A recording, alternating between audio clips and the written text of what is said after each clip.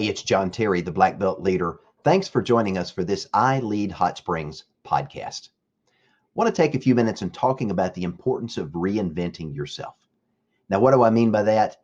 I mean working on becoming a better version of who you are. So let's get started. You know, Albert Einstein is credited as saying insanity is doing something over and over again and expecting a different result. But how many of us live life that way? We live life by default because we're creatures of habit. We do the same essential routine every single day, and we wonder why nothing changes. You know, growing up, my mom told me nothing changes until something changes. Now, that's a very simple but a very deep statement. And it's important that if we want to become a better version of who we are, we have to reinvent ourselves. But who are we? You know, chances are we're one of many different types of people that live life right here in Hot Springs. Some of those are what we call the know-it-alls. Those are the people that have an answer to every single question that's ever been asked, including the questions you didn't know that you were supposed to ask. Others are those introverted, passive people that don't want to be involved, always want to stay behind the scenes, and are really very quiet and shy. Others, on the other hand, are dictators. Those are the people that want to be out front. If there's something to lead, they're going to lead it. And if there's nothing to lead, they're going to go find something to lead. And then, of course, there's the yes people. Those are those amazing people that anytime you need help with a project, no matter what it might be, that's the person you know you can count on because they're never going to say no. They're always going to say yes. And they're going to be there unless they made a commitment after they made one to you to somebody else. Yes, people have a hard time saying no, and sometimes they overcommit, but we love them and they are amazing people. On the other hand, we've got another group of people that are the negative no people, that no matter what you bring to the table or what you may ask, they always have a no. They're always looking for a reason not to do something. And we've all run across somebody like that. I know that we have.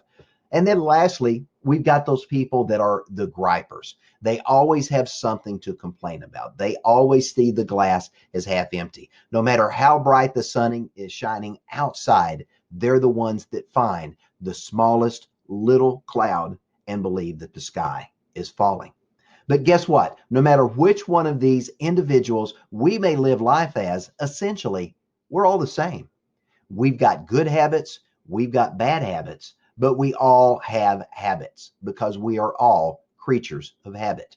We do the same thing by default because that's how the vast majority of Americans and the vast majority of people around the world live life.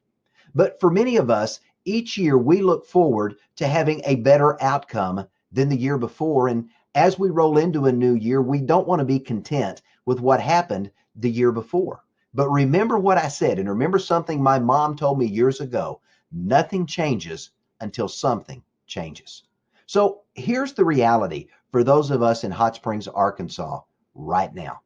If you always do what you've always done, then guess what? You're going to get what you've always got. So how do we change that? How do we bring about a reinventing of ourselves so that we can become a better version of who we are?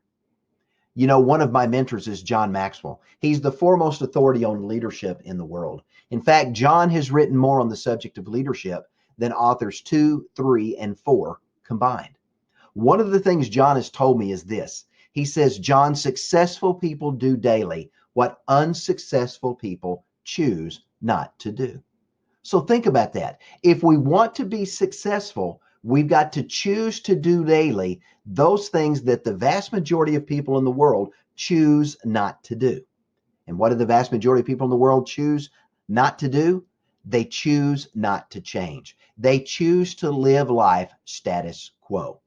You know, one of the things I've heard John Maxwell say over and over is this. He says, the secret to your success is found in your daily routine. So if you want to see more success, then you've got to change something in your daily routine to make that happen. So let me give you a thought and an idea of something that you can begin to do now to begin to transform yourself to become a better version of who you are. There was a study done in 2017 by Inc. magazine looking at the top CEOs, the top corporate executives, the top sales professionals in a variety of different sales scenarios, and the top entrepreneurs across a variety of different platforms, looking for commonality and what made these individuals so successful. And one of the things they found that was a unique character trait among each of these individuals as part of their daily routine. Again, successful people doing daily what unsuccessful people choose not to do is these individuals were prolific readers. They read 4 to 5 books a month. Now, think about that. That's 48 to 60 books a year. Now, the average American, on the other hand, reads 2 to 3 books a year, and the vast majority of those books aren't read cover to cover. Now, how are these CEOs and executives and top sales professionals and entrepreneurs able to do that? They spend the first hour of their day committed to preparing themselves to meet the day. They spend the first 30 to 45 minutes of their day reading. And if you take a typical book that's out on Amazon, Barnes and Noble, anywhere you go buy books today, and you divide up the number of words and number of pages, if you read 30 to 45 minutes a day and consistently do that every day, you can consistently read 4 to 5 books a month. Now, at the end of that 45-minute period or 30-minute, whatever it may be that they've set aside for reading, they take another 10 to 15 minutes and they think through. They reflectively look back on what they have read, what they gleaned from that, and what they can apply that can make themselves better. And then the last thing they do before they go out to start their day is they identify the big rocks, the most important things that need to get done, and they write those down so that at the end of the day, if nothing else happens, those big rocks, those important things that needed to get done, get done. But let's dig a little bit deeper into this reading character trait that we see. What are they reading? What are these successful people doing that we can emulate and we can duplicate if we want to become a better version of ourselves?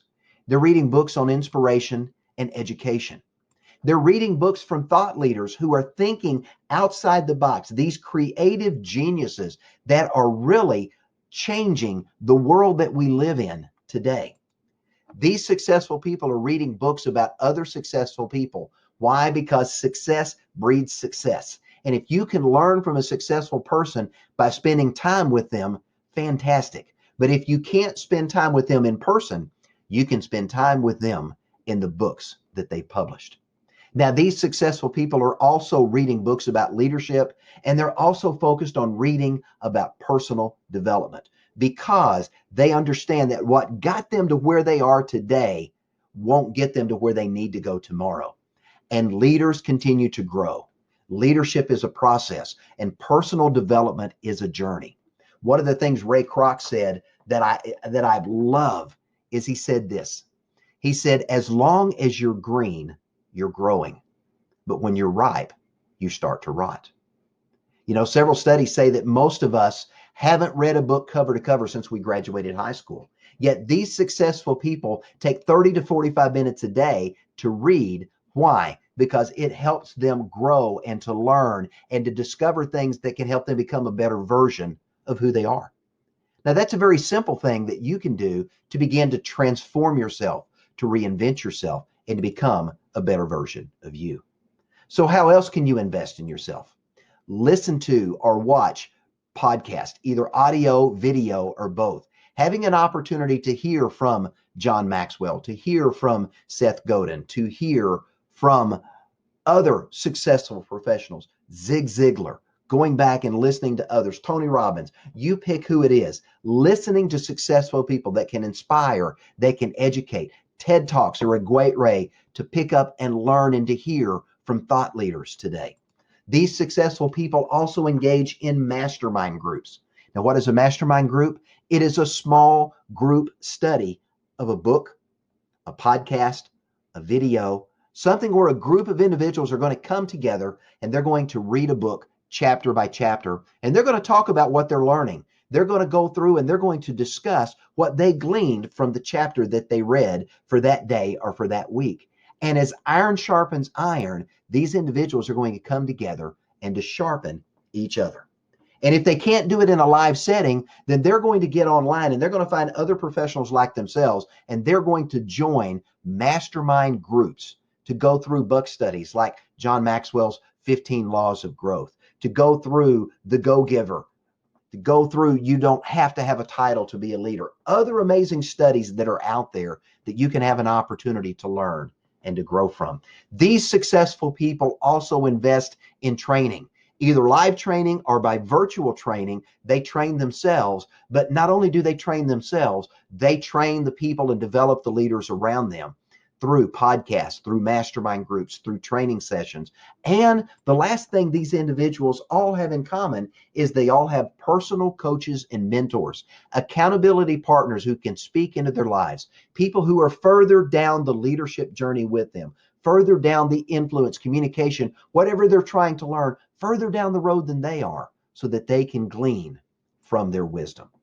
Now, when I'm teaching leadership, communication, influence, sales, team building, whatever it is that I'm challenged to teach as a leader and as a trainer, one of the things I love to do is to have a Post-it note with me and to lay that out, because at some point during the conversation and during the training session, you're going to have an aha moment that says, I need to start doing that, or I need to stop doing that.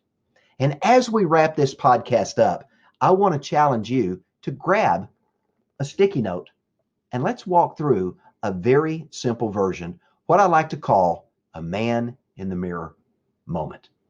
You got your sticky note? You got your piece of paper? You got a pen or a pencil? Okay, here we go. First question we want to answer: what's working well in your life right now that you need to be doing more of? Remember, nothing changes until something changes. So what's working well you need to do more of? The next question you want to ask yourself is this: what's working okay that you need to keep doing? Maybe you don't need to invest any more time, energy, or resources into that, but it's working okay and you need to keep doing it.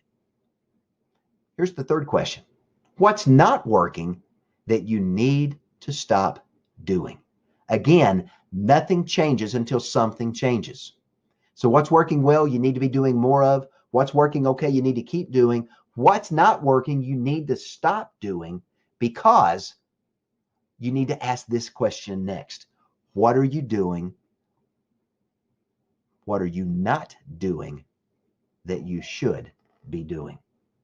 You know, if we stop doing what's not working, guess what? We just created the margin in our lives so that we can start doing the things that we know we should be doing to change ourselves, but we've not yet done. So what's working well you need to be doing more of? What's working okay that you need to keep doing? What do you need to stop doing that you can start doing the things that you're not doing that you know you should be doing? All right, so here's the next question: what's holding you back from doing that? What is holding you back from getting done what needs to get done in your life? And what are you going to do to change that? When are you going to start changing what you know needs to change? And who's going to hold you accountable? You know, if you've not had an opportunity to visit our website, I encourage you to do that. iLeadHotSprings.com. You can also visit our Facebook page, iLeadHotSprings.com, and have an opportunity to learn more about who we are and what we're doing. Right now, we're looking for individuals, organizations, and business owners that we can recognize as individuals, businesses, and organizations that are leading successfully in Hot Springs. So take an opportunity to visit our website, visit our Facebook page, message us, and let us know who those individuals, businesses, and organizations are. We'd love an opportunity to recognize them and to welcome them into the I Lead Hot Springs community. Thanks for joining us. Have a great day.